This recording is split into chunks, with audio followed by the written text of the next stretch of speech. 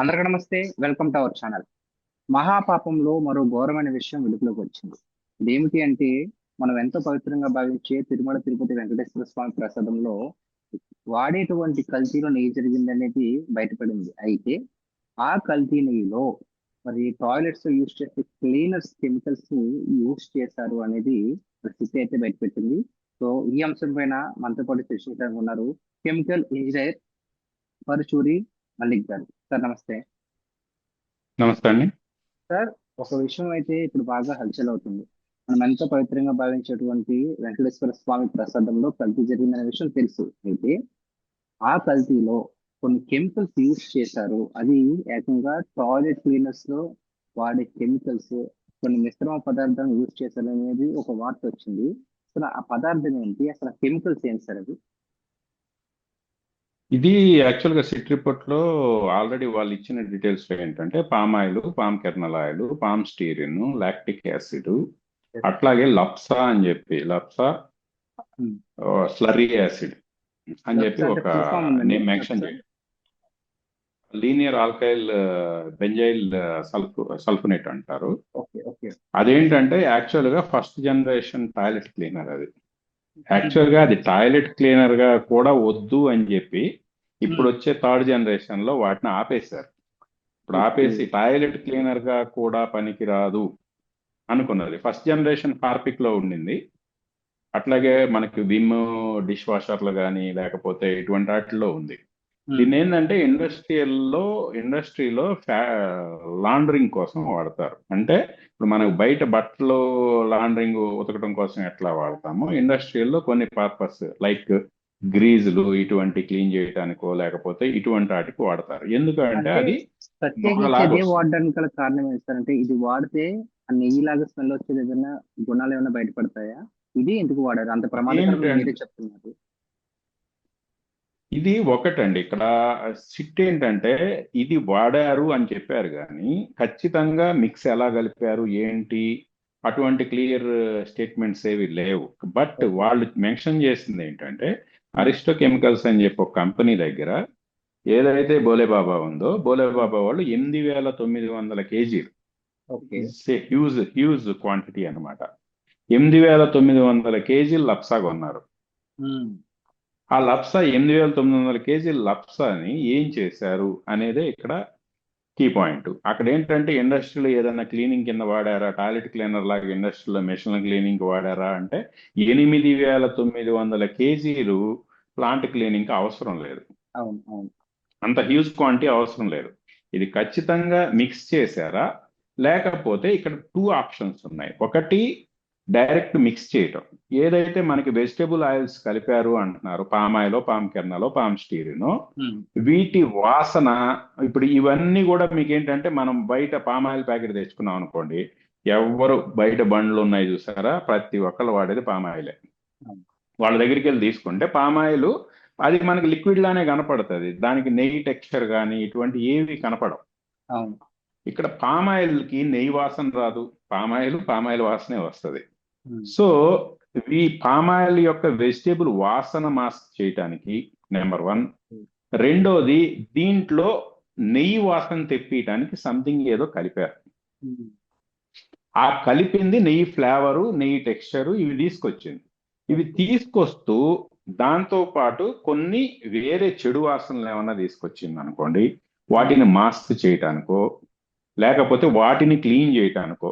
ఇప్పుడు లైక్ మనకి NDDB report లో ఒక డౌట్ఫుల్ గా వచ్చిన టీఏజీ ప్రొఫైల్లో డౌట్ఫుల్ గా వచ్చిన బీఫ్ టాలో అనేది ఉంది. ఉమ్. ఆ బీఫ్ టాలోని క్లీన్ చేయటానికి ఏమన్నా ఈ కెమికల్ తెప్పించారా? ఓకే. ఆ అవకాశం కూడా ఉంది. 8,900 కేజీలు అంటే క్లీనింగ్ మీకు ప్రాసెస్ లో వాడేది అది. అవును. 68 లక్షల కేజీలని ఈ ప్రాసెస్ లో ఇది వాడారు. ఉమ్. దేనికోసం వాడారు అనేది ఇంకా మనకి పూర్తి ఎవిడెన్సెస్ అయితే సిట్ నివేదికలో లేవు. ఉమ్. ఎనక్సెస్ కోసం చూస్తున్నాం, ఒకవేళ ఎనక్సెస్ లో ఏమన్నా దొరుకుతుందేమో అని చెప్పి. ఉమ్. ఎనక్సెస్ ఇంకా బయటకు రాలేదు. ఎనక్సెస్ వస్తే మనకి ఏమన్నా క్లూస్ దొరుకుతాయేమో చూద్దాం. సరే, ఇప్పుడు చదువు అనేది విజ్ఞానం కోసం, జ్ఞానం కోసం, నలుగురికి పంచడానికి, లేదంటే ఒక విషయం తెలుసుకోవడానికి. ఇప్పుడు మీలాంటి వాళ్ళే కనుక లేకపోతే, ఇప్పుడు ఈ వీటి గురించి కనుక తెలియకపోతే, వీళ్ళు ఇంకా ఈ పాపాన్ని ఇంకా చేస్తూ ఉండొచ్చు కదా. సో సో అయితే ఇటువంటి కెమికల్స్ ని మరి డేంజర్ అంటున్నారు. మరి గవర్నమెంట్ బ్యాన్ చేయడం కానీ లేదంటే ఇవి వాడకూడదు అనుకున్నప్పుడు ఎలా తీసుకొచ్చారంటారు? అసలు ఏ విధంగా జరిగి ఉంటుంది అంటారు? ఇక్కడ సిట్ రిపోర్ట్ లోనే మెన్షన్ చేశారండి. ఏదైతే ఉందో ఈ కెమికల్స్ ని, ఎస్పెషల్లీ లాప్సాని అండ్ లాక్టిక్ యాసిడ్ ని ఎవరైతే సప్లయర్ ఉన్నారో ఆ సప్లయర్ ని జస్ట్ మేము క్యాష్ పే చేసేస్తాము, మెటీరియల్ ఇచ్చేయండి అని అడిగారు ఫస్ట్. ఓకే. అట్లా ఇవ్వకూడదు, ఖచ్చితంగా మీకు జిఎస్టీ రిజిస్ట్రేషన్ ఉండాలి, ఇవన్నీ ఉండాలి, ఇవన్నీ ఉంటే వైట్ గానే నేను ఇస్తాను తప్ప బ్లాక్ లో ఇవ్వను అని అతను తేల్చి చెప్పాడు. అయితే ఓకే. ఫస్ట్ కన్సైన్మెంట్ బోలే బాబా వాళ్ళ పేరు మీదే తెప్పించుకుంది. ఫస్ట్ కన్సైన్మెంట్ వాళ్ళ పేరు మీదే తెప్పించుకుంది. మళ్ళీ తర్వాత ఏమనుకున్నారో, ఇది డైరెక్ట్ లింక్ ఎప్పుడన్నా బయటపడితే ఇబ్బంది పడతాం అనుకున్నారో, వేరే ఇంకొక ట్రేడర్ని ఇన్వాల్వ్ చేశారు. ట్రేడర్ని ఇన్వాల్వ్ చేస్తే అతనికైతే పూర్తి ఇండస్ట్రీకి సంబంధించిన లైసెన్స్లు అయితే లేవు, కానీ జిఎస్టీ ఉండింది. జిఎస్టీ మీద ఆధార్ కార్డు తీసుకొని ఆధార్ కార్డు జిఎస్టీ మీద అతని పేరు మీద బిల్ చేసి పంపించారు. ఇదేంటంటే ఇది బ్యాన్ ఐటమ్ ఏం కాదు. ఎందుకంటే మీకు ఎనీ సర్ఫ్ తయారు చేసేయో లేకపోతే ఇటువంటివి ఉంటాయి కదా మనకు మామూలుగా మార్కెట్ లో కెమికల్స్. ఇప్పుడు హైదరాబాద్ ఉందనుకోండి, మనకు అబిడ్స్ ఉంది, అబిడ్స్ బ్యాక్ సైడ్ అక్కడ వరుసగా ఉంటాయి కెమికల్ షాపులు. అక్కడ ఏంటంటే లైక్ నైట్రేట్స్ ఇట్లాంటి ఏమన్నా ఎక్స్ప్లోజివ్ సంబంధించి కానీ లేకపోతే యాసిడ్స్ కూడా మీకు హెచ్సిఎల్ అనుకోండి ఈజీగా దొరుకుతుంది, సల్ఫ్యూరిక్ యాసిడ్ దొరకదు, సల్ఫర్ గ్రూప్స్ దొరకవు. ఎందుకంటే సల్ఫర్ గ్రూప్స్ అన్ని కూడా మీకు బాంబుల తయారీలో వాడతారు కాబట్టి ఎక్స్ప్లోజివ్ తయారీలో సల్ఫర్ గ్రూప్స్ దొరకవు. బట్ రిమైనింగ్ దొరుకుతాయి. ఈ వాటర్ ట్రీట్మెంట్ కానీ ఇటువంటి అన్ని ఫ్రీగా ఇచ్చేస్తారు. దానికి పెద్ద మనకి మెడికల్ ప్రిస్క్రిప్షన్ టైప్ లో కెమికల్ ప్రిస్క్రిప్షన్స్ ఏమి అవసరం లేదు. సార్ ఇప్పుడు ఈ కెమికల్స్ మరి చాలా కాలం 5 ఏళ్ల పాటు ఇవే కెమికల్స్ యూజ్ చేశారని చెప్పేసి సిట్ అయితే రిపోర్ట్ ఇచ్చింది. దానివల్ల మరి చాలా మంది భక్తులు దాన్ని స్వీకరించడం జరిగింది కాబట్టి ఇటువంటి అయినా హెల్త్ ప్రాబ్లమ్స్ వచ్చే అవకాశం ఉంది సార్. ఇక్కడ కంపారిటివ్లీ ఇక్కడ డోస్ ఏదైతే వచ్చిందో ఆ డోస్ అయితే మనకి లడ్డూలో ప్రసాదంలో కొంత భాగమే కాబట్టి డోస్ పెద్దగా ఇబ్బంది ఏం కాదు.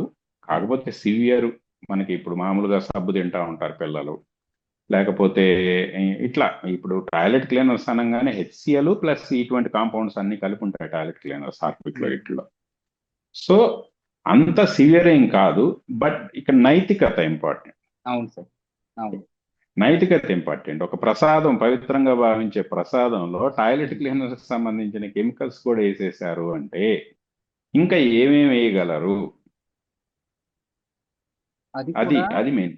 అంత పాపం చేసి కూడా మళ్ళీ మరి అయోధ్యలో ఉన్నటువంటి రామ మందిరానికి ఏకంగా 1,00,000 లడ్డూలు కూడా వాళ్ళు పంపించడం జరిగింది. అంటే ఒక నమ్మకాన్ని మీద వీళ్ళు ఈ విధంగా ఎందుకు ఖర్చు పెట్టారు? ఇప్పుడు అక్కడ భయం అనేది లేదండి. చట్టం మీద భయం లేదు, నైతికత లేదు, ఎథిక్స్ లేవు, ఏమీ లేవు. ఓన్లీ మనీ మనీ అన్నట్లు ఉందా? మనీ కోసమే చేశారా, లేకపోతే సంథింగ్ ఒక కసితో ఏమన్నా చేశారా? కమ్యూనల్ గా ఒక కసితో ఏమన్నా చేశారా? ఇటువంటివి కూడా ఉన్నాయి. ఎందుకంటే అంత సింపుల్ గా వదిలేసి కదా. 250 కోట్లలో పిఏ అప్పనికి ఒక 25 కోట్లు వచ్చాయండి. 10% డైరెక్ట్ కేజీకి 25 రూపాయలు తీసుకున్నారన్నారు. 10% of the turnover direct హవాలా రూపంలో తీసుకున్నారు. 25 కోట్లు నాకు తెలిసి ఇప్పుడు మెన్షన్ చేస్తున్న పేర్లు వాళ్ళకి పెద్ద విషయం ఏం కాదండి. ఎందుకంటే ఆ 25 కోట్లు చాలా మంది పంచుకున్నారు. ఇప్పుడు దాంట్లో ఈవెన్ డైరీ ఎక్స్పర్ట్ ఒక ఆయన ఉన్నాడు, విజయభాస్కర్ రెడ్డి అని, 75 lakhs వచ్చాయి. అట్లా చాలా నెంబర్ ఆఫ్ పీపుల్ అందరూ కలిసి ఒక 25 కోట్లు 30 కోట్లు పంచుకున్నారు. ఎందుకంటే ఇక్కడ ఎంత లేదన్నా కూడా మనకి 290 రూపాయలు ఆ రోజు ఇచ్చిన కొటేషన్ అండి పర్చేజ్ ఆర్డర్ ప్రైస్. ట్యాక్స్ అనేది తీసేస్తే 260 270 పడుతుంది. ఆ ప్రైస్ లో మ్యాచ్ చేయాలి దీన్ని. ఆ ప్రైస్ లో మ్యాచ్ చేసి కొంత మెటీరియల్ అట్లీస్ట్ 50-60% అయితే మెటీరియల్ అయితే కొన్నారు. ఒక 20% దాకా లంచాలు అయితే చదివించుకున్నారు. వాడికి పెద్దగా మిగిలిసి వచ్చింది ఏం లేదండి. ఇక్కడ ఏంటంటే దారుణం. ఇప్పుడు ఇవాళ వాడి ఫ్యామిలీ మొత్తం ఇంక్లూడింగ్ వైఫ్ తో సహా 1.5 సంవత్సరం నుంచి నాన్ బెయిలబుల్, బెయిల్ రాలేదు, ఇంకా లోపలే ఉన్నారు. A1 A2 A3 A4. Including వాళ్ళ వైఫ్స్. ఎందుకంటే ట్రేడ్ లో నార్త్ లో ఎలా ఉంటుందంటే కల్చర్, ఈ ప్రొక్యూర్మెంట్ లోను ఇటువంటి కమ్యూనికేషన్ చేయడంలో, ఆఫీస్ లో ఉమ్. కూర్చొని కమ్యూనికేషన్ మెయిల్స్ చెక్ చేయడం, ఇవన్నీ కూడా జనరల్ గా లేడీస్ చేస్తూ ఉంటారు కదా. వాళ్ళ సరే ఇక్కడ వైఫ్స్ డైరెక్టర్స్ గా ఉన్నారు, మాజీ వాళ్ళు టీటీడీ ఇన్వాల్వ్డ్. చైర్మన్ పిఏ కదా సార్ ఇక్కడ. పిఏ వాళ్ళు చేశారని యా, చెప్పేసి అంటున్నారు కదా. అంటే వాళ్ళు పైనుంచి ఆదేశాలు రాకుండా ఒక పిఏ చేయడు.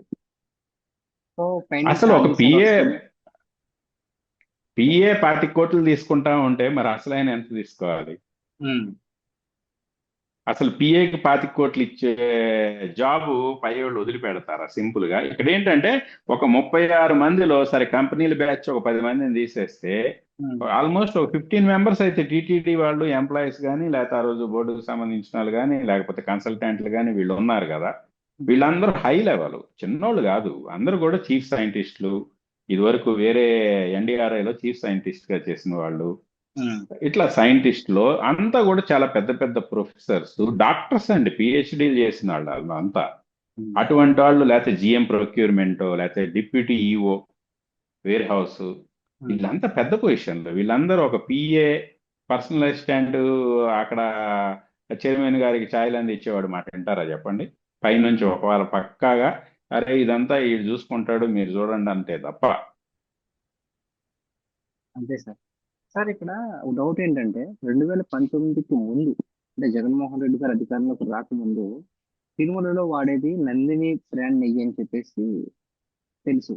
అయితే ఈ నందిని బ్రాండ్ నెయ్యిని ఆపించేసి కేవలం అంటే హిందూ పవిత్రతను దెబ్బతీయడం అంటారా? మీరు అన్నట్టుగానే 251 కోట్లు స్కామ్ చేశారన్నారు కదా. సో కేవలం ఆ స్కామ్ గురించి అంటారా? నందిని బ్రాండ్ నెయ్యిని ఆపేసి ఈ కల్తీ నెయ్యిని గోలే బాబాయ్, వైష్ణవి డైరీస్ ఏ విధంగా అప్రూవ్ చేయాలంటారు? ఇక్కడ ఏంటంటే అండి, నందిని నెయ్యి అనే కాదు, డిఫరెంట్ డైరీస్ ఎప్పటి నుంచో సప్లై చేసేవాళ్ళు. కాకపోతే హెరిటేజ్ ఒక్కటే దాంట్లో పాల్గొన్నదు. ఎందుకు అంటే ఈ స్టేట్ లో ఉంది కాబట్టి పొలిటికల్ ఇన్ఫ్లుయెన్స్ చేశారనే మాట వస్తుందని. ఉమ్. ఒక్క హెరిటేజ్ తప్ప ఇంకా మిగతా ఉమ్. డైరీలన్నీ పార్టిసిపేట్ చేస్తాయి. కాకపోతే అప్పుడు రిక్వైర్మెంట్స్, టెండర్ క్వాలిఫికేషన్ రిక్వైర్మెంట్స్ చాలా పెద్దవి ఉండేవి. ఉమ్. మినిమం వాళ్ళ యొక్క టర్న్ ఓవర్ 250 crores పైన ఉండాలి. ఓకే. అట్లాగే 3 years డైరీ ఫీల్డ్ లో ఉండాలి. ఉమ్. అట్లాగే రోజుకి 4 లక్షల లీటర్ల ఆవు పాలు సేకరించే నా ఇదివరకు డేటా ఉండాలి. సార్ మరి ఇక్కడ దానికి సంబంధించిన బిల్స్ సబ్మిట్ ఒక్క చేయాలి. చుక్క పాలు కూడా లేకుండా ఓన్లీ కెమికల్స్ తోనే యూజ్ చేశారన్నారు. మరి ఇవన్నీ ఎంక్వైరీ చేయకుండానే ఇచ్చారంటారా? ఇక్కడ ఏమైందంటే 2018 ఏప్రిల్లో, ఉమ్. 2018 ఏప్రిల్లోనే బోలే బాబా టీటీడీలో ఫస్ట్ స్టెప్ స్టార్ట్ అయింది. అందరూ ఓకే. అంటారు ఏంటంటే ఫస్ట్ స్టెప్ టీటీడీలో టీడీపీ హయాంలోనే స్టార్ట్ అయింది కాబట్టి మరి టీడీపీకి సంబంధం లేదా అని కూడా సోషల్ మీడియాలో సర్క్యులేట్ అవుతున్నాయి. అవును. ఆ రోజు 2018లో ఒక 73,000 కేజీలు, ఉమ్. 73,000 కేజీలు అంటే అది ఒక చిన్న క్వాంటిటీ. 73,000 కేజీలు అంటే ఆల్మోస్ట్ 5 ట్యాంకర్లు. ఓకే. అది 6 నెలల్లో. అది కూడా ఉమ్. ట్యాంకర్లో అడగలేదు, స్మాల్ క్వాంటిటీస్ అన్ని కూడా టిన్స్ లో అడుగుతారు. మనకి ఓకే. 20 లీటర్లు టిన్స్ ఏ ఉంటాయి. ఆ ఉమ్. టిన్స్ లో అడిగారు. ఆ టిన్స్ లో 73,000 కేజీలు 6 నెలల్లో సప్లై చేయాలి అని అడిగారు. ఉమ్. 73,000 కేజీలు అనే ఒక స్మాల్ టెండర్ కి ఒక సప్లై చేయడానికి వచ్చిన ఒక స్మాల్ కంపెనీ ఆ రోజు okay. Harsh fresh. Okay. Okay. ఆ రోజు క్వాంటిటీ చిన్నది. పెద్ద క్వాంటిటీకి నందిని కోట్ చేసేదానికో లేకపోతే ఇంకొకళ్ళు కోట్ చేసే ట్యాంకర్లలో కోట్ చేసే పెద్ద వాల్యూమ్ కి వాళ్ళు ఆ రోజు ఎంట్రీ కాలేదు. ఉమ్. ఆ రోజు వాళ్ళు ఎంట్రీ అయింది దేనికోసం? 73,000 కేజీలు, అది కూడా 6 నెలల పీరియడ్లో సప్లై చేయడానికి. ఆ చిన్న క్వాంటిటీకి ఏదైతే ఈ రోజు అరెస్ట్ చేయబడినటువంటి A35 అండ్ A36, అట్లాగే జిఎం ప్రొక్యూర్మెంట్, వీళ్ళు ముగ్గురు వెళ్ళి ఉమ్. 6th month లో అనుకుంటా, 2018 6th month are 7th month లో ఉమ్. వాళ్ళు హరిద్వార్ వెళ్ళి వాళ్ళ డైరీ ఇన్స్పెక్ట్ చేశారు. ఓకే. ఇక్కడ విషయం ఏంటంటే బోలే బాబాకి అసలు డైరీ లేదని కాదు, they have a small dairy. Okay. Not that ఉంది, మచ్. ఆ ఫీల్డ్ లో ఉన్నోళ్లే. They um. Have a small dairy. ఇప్పుడు మనకు ఉమ్. కూడా ఉంటాయి కదా, చిన్న చిన్న డైరీలు ఉంటాయి. అవును. అటువంటిది ఇప్పుడు మన ఏంటి పెద్ద డైరీలు, విశాఖ డైరీ, విజయ డైరీ, లేకపోతే సంగం డైరీ, దొడ్ల డైరీ, ఇవి చాలా పెద్ద డైరీలు. ఉమ్. ఇవి కాకుండా ఇంకా రకరకాల పేర్లు ఉంటాయి, ఆ పేర్లు చిన్న డైరీలు. ఓకే. అటువంటి ఒక చిన్న డైరీ వాళ్ళు ఆ 73,000 కేజీల నెయ్యి సప్లై చేయగలుగుతారు ఉమ్, అని చెప్పి వాళ్ళ ప్లాంట్ కెపాసిటీ, ప్రొడక్షన్ కెపాసిటీ వరకు ఆ రోజు ఇన్స్పెక్ట్ చేసి వచ్చారు. ఓకే. కాకపోతే వాళ్ళ ప్రొడక్షన్ కెపాసిటీ, ఎక్విప్మెంట్ ఉండటమే కాదు, ఇంకా ఈ గత 3 ఇయర్స్ నుంచి మీరు డైరీ ఫీల్డ్ లో ఉన్నారా లేదా అదొక సర్టిఫికేట్ ప్రొడ్యూస్ చేయాలి. అట్లాగే గత లాస్ట్ 1 year లో మీరు ఆ టెండర్ కి సంబంధించిన పాల సేకరణ చేశారా లేదా, దానికి సంబంధించిన బిల్స్ ఇవన్నీ సబ్మిట్ చేయాలి. అవన్నీ సింగిల్ డేలో వెరిఫై చేసే కాదు, అవన్నీ టీటీడీకి పంపిస్తారు. టీటీడీలో స్టాఫ్ ఎంక్వైరీ చేస్తుంది, అకౌంట్ స్టాఫ్ ఎంక్వైరీ చేస్తుంది. ఈ సైంటిస్టులు ఏమి దాన్ని సరి చెక్ చేయరు కదా. ఏదైతే ఇన్స్పెక్షన్ టీం ఉందో దాంట్లో వెళ్ళింది జిఎం ప్రొక్యూర్మెంట్, ఒక జనరల్ మేనేజర్, పెద్ద పోస్ట్ ఆయన, అట్లాగే 2 సైంటిస్టులు ఆ ప్రాసెస్ వెరిఫై చేయడానికి వెళ్ళారు. వాళ్ళు ఏం చేస్తారు, ఆ ప్రాసెస్ వెరిఫై చేశారు, అయ్యా దానికి సంబంధించిన ఎక్విప్మెంట్లు ఉన్నాయా లేదా చెక్ చేస్తారు. ఏది 75,000 కేజీల ప్రొడక్షన్ కావాల్సిన ఎక్విప్మెంట్, దానికి వరకు సాటిస్ఫై అయ్యాము అని చెప్పి వాళ్ళు నోట్ పెట్టారు. బట్ ఏవైతే మిగతా జిఎం ప్రొక్యూర్మెంట్ మిగతా డాక్యుమెంట్స్ అడిగాడో ఆ డాక్యుమెంట్స్ ఇప్పుడు మేము ప్రొడ్యూస్ చేయలేము, మాకు టైం కావాలని అడిగారు. సో అవి ప్రొడ్యూస్ చేసిన తర్వాత మీకు యాక్సెప్టాన్స్ ఇస్తామని చెప్పి పెండింగ్ లో పెట్టి వచ్చేసారు. సో ఆ రోజు క్లియర్లీ మెన్షన్ చేస్తుంది, పేజ్ నెంబర్ 62 సీట్ రిపోర్ట్ లో క్లియర్లీ మెన్షన్ చేస్తుంది, ఆ డాక్యుమెంట్స్ సబ్మిట్ చేయకపోవటం వల్ల they are not qualified for the present bid. So 2018లో సింగిల్ లీటర్ కాదు, సింగిల్ డ్రాప్ ఆఫ్ నెయ్యి కూడా హర్ష్ ఫ్రెష్ గాని ఆ తర్వాత పేరు మార్చుకొని భోలేబాబాగా మారిన డైరీ గాని 2018లో ఒక్క నెయ్యి చుక్క కూడా టీటీడీకి ఇవ్వలేదు. సో 2018 వరకు క్లీన్. నెక్స్ట్ 2019లోకి వచ్చారు. 2019 ఫిబ్రవరిలో మళ్ళీ ఇంకొక టెండర్ ఫ్లోట్ చేసింది టీటీడీ, 85,000 కేజీలకు ఫ్లోట్ చేసింది. 85,000కు ఫ్లోట్ చేసినప్పుడు ఈ బోలేబాబా మళ్ళీ నేను సప్లై చేస్తా అని వచ్చాడు. అరే నువ్వు లాస్ట్ టెండర్ లో డాక్యుమెంట్ ఇవ్వలేదు కదరా అంటే, ఇప్పుడు నేను డాక్యుమెంట్లు తీసుకొచ్చానని చెప్పి టీటీడీ తిరుపతిలోనే వాడు డాక్యుమెంట్ సబ్మిట్ చేశాడు. సబ్మిట్ చేసి మళ్ళీ ప్లాంట్ ఇన్స్పెక్షన్, అంటే లాస్ట్ టైం ప్లాంట్ ఇన్స్పెక్షన్ అయితే చేశాం, satisfied with video footage evidence తో చేస్తారు కాబట్టి మళ్ళీ ఇన్స్పెక్షన్ ఏం అవసరం లేదు. లాస్ట్ టైం పెండింగ్ ఉన్నటువంటి ఏవైతే డాక్యుమెంట్స్ ఉన్నాయో డాక్యుమెంట్స్ చూసి డాక్యుమెంట్స్ ఓకే అనుకుంటే వాడిని టెండర్ లో అలౌ చేయండి అన్నారు. సో మొత్తం మీద అక్కడ ఏం జరిగిందంటే ఆ రోజు మార్చి 18న ఎలక్షన్ నోటిఫికేషన్ వచ్చేసింది. అందరూ ఎలక్షన్ హడావుడిలోకి వెళ్ళిపోయారు. ఈవెన్ టీటీడీ ఆ రోజు ఉన్న టీటీడీ బోర్డు కూడా ఎలక్షన్ లోకి వెళ్ళిపోయిన తర్వాత అక్కడ ఎవరున్నారు, ఓన్లీ ఆఫీసర్స్ ఉన్నారు. ఆఫీసర్స్ ఆల్రెడీ వీడితో కొంచెం కుమ్మక్కై ఉన్నారు కదా. సో లాస్ట్ టైం ఇన్స్పెక్ట్ చేసేసాము, ఇప్పుడు డాక్యుమెంట్ సబ్మిట్ చేశాడు అని చెప్పి ఆ డాక్యుమెంట్స్ యాక్సెప్ట్ చేసి వాడికి ఓకే నువ్వు కోట్ చేయి అన్నారు. వాడు లోయెస్ట్ కోట్ చేశాడు. లోయెస్ట్ కోట్ చేస్తే ఏప్రిల్ 19వ తారీఖు 2019న వాడికి పర్చేజ్ ఆర్డర్ ఇచ్చారు. నువ్వు ఇక నుంచి నెయ్యి సప్లై చేయొచ్చురా, ఈ 85,000 కేజీలు నువ్వే సప్లై చేయని వాడికి ఆర్డర్ ఇచ్చారు. కానీ ఏప్రిల్ 11వ తారీఖు ఎలక్షన్ జరిగింది. ఏప్రిల్ 11వ తారీఖు ఎలక్షన్ జరిగింది, awaiting for the results. April 19వ తారీఖు వీడికి ఆర్డర్ ఇచ్చారు.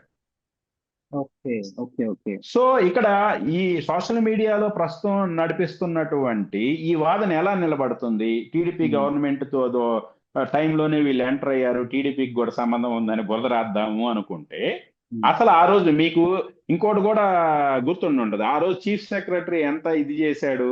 చివరికి ఏదైతే గవర్నమెంట్ ఉందో ఎలక్షన్ నోటిఫికేషన్ టైంలో ఎలక్షన్ కమిషన్ దగ్గరికి వెళ్ళి అసలు వీళ్ళకి సంబంధించిన సిఎస్ని మార్చారు, డీజీపీని మార్చారు, అందరినీ మార్చేశారుగా. ఆ రోజు ఎంత హడావుడి జరిగింది. అసలు వీళ్ళకి ఏ పవర్ లేకుండా చేశారు ఆ రోజు. ఆ టైంలో టీటీడీలో ఇది జరిగింది. మరి ఈ బురదని ఎలా రాయగలుగుతారు టీడీపీకి? సో చూసారు కదండి, మొత్తం మీద కేవలం 4 రూపాయలు వెనకేసుకోవడానికి మరి కోట్లాది మంది భక్తుల నమ్మకం మీద ఈ వైసీపీ వాళ్ళు ఈ విధమైన కుట్ర అయితే పడడం జరిగింది.